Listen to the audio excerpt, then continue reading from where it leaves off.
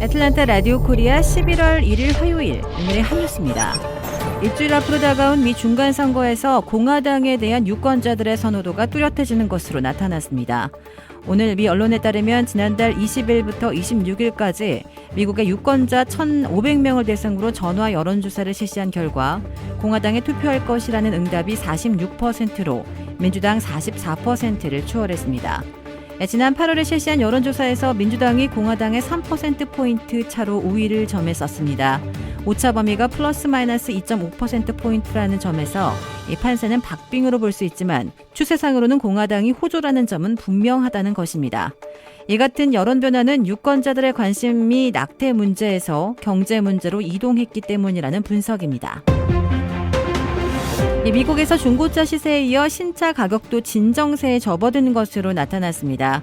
이는 코로나19가 일으킨 자동차 생산 차질이 해소되고 금융당국의 저금리 기조도 끝난 데에 따른 것입니다. 다만 자동차 가격이 코로나 전보다는 아직 높으며 당분간 이런 상태가 지속될 것으로 전망됩니다. 시장조사업체 JD 파워의 자료를 인용해 미국 소비자들이 올해 10월 새 승용차나 트럭을 사는데 지불한 평균 가격이 45,600달러로 올해 7월에 찍은 역대 최고치 46,173달러보다 낮아졌다고 전했습니다. 자동차 판매 딜러들의 매장의 재고가 조금씩 증가하면서 자동차를 사려는 소비자들에게 선택권이 넓어지고 있으며 제한적 범위이긴 하지만 저이율 할부 판매나 할인 판매도 재개되고 있는 것으로 나타났습니다. 미 연방대법원이 어제 흑인 등 소수인종을 배려하는 대학 입학 제도인 어퍼머티브 액션의 합헌 여부에 대한 심리를 개시했습니다.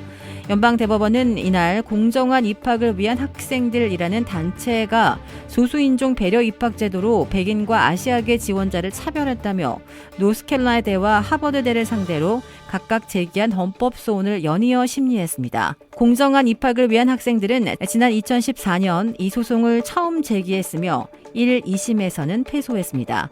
당시 법원은 대학이 인종별로 정원을 할당하거나 수학 공식에 따라 인종 분포를 결정할 수는 없지만 여러 요인 중에 하나로 인종을 고려할 수 있다고 한 기존의 대법원 판례를 두 대학이 따랐다고 판결했습니다. 앞서 대법원은 2003년 그리고 가장 최근인 2016년에도 이 판례가 문제가 없다고 결정했습니다. 그러나 당시 합헌 결정에 반대 의견을 낸 존 로버츠 대법원장, 클래런스 토머스, 세뮤얼 얼리토 등 3명의 대법관이 현재 대법원에 있으며 여기에 트럼프 전 대통령이 임명한 3명까지 가세해 총 9명의 대법관 중 보수 성향이 6명이라서 이번에는 다를 것이라는 관측이 제기되고 있습니다. 할로윈 명절을 즐기던 미국에서 어제 총격 사건 2건이 발생해 적어도 1명이 숨지고 20명 이상이 다쳤습니다. 일리노이주 시카고의 한 교차로에서도 총격 등으로 10여 명이 다쳤습니다. 이 부상자 중에는 어린이도 포함됐습니다. 최소 2명 이상인 총격범들은 검은색 스포츠 유틸리티 차를 타고 지나가면서 교차로에 모여있던 피해자들을 향해 총기를 발사했다고 경찰은 전했습니다. 미주리주 캔자스시티의 한 할로윈 파티장에서는 5명에서 7명이 총격을 받아 이 가운데 1명이 숨졌습니다. 이 파티장에는 10대 70명에서 100명이 파티를 즐기던 중이었다고 통신은 전했습니다. 현지 주민들이 외지인에게 현장을 떠나달라고 요구하자 이들이 총격범으로 돌변했다고 경찰이 전했습니다. 한국의 윤석열 대통령의 정치적 미래가 이태원 참사로 인해 시험대에 오를 것이라고 블룸버그 통신이 오늘 관측했습니다. 이 통신은 이날 논평을 통해 윤 대통령에 대한 지지율이 떨어지는 상황에서 젊은이들이 숨진 사고가 발생해 정치적 인화점이 생성되고 있다며 이같이 진단했습니다. 이 통신은 윤 대통령과 관련해 이번 사안의 민감성을 세월호 참사와 비교해 설명하기도 했습니다.